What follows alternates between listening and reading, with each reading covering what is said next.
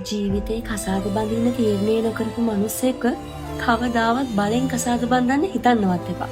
තමන්ට ගැළපෙන, තමන්ට දැනෙන, තමන්ව තේරුම් අරගෙන තමන්ගේ ගමනට යන්න උදව් කරන්න පුළුවන් කෙනෙක් ඇරෙන්න මේ ලෝකෙ කිසිම කෙනෙකුට තමන්ට නොගැලපෙන කෙනෙක් තමන්ගේ සහකාරිය හරි වෙලා හම්බෙන්න හොඳම නෑ සඳලි.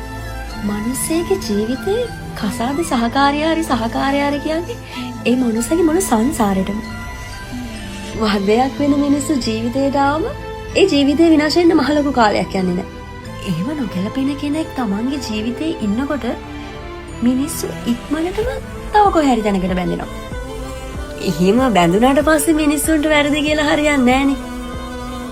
රැක ගන්න බැරි තැනකදී බැඳීම් අහිමි වෙනවා කියන එක පුදුම වෙන්න දෙයක් නෙවෙයි.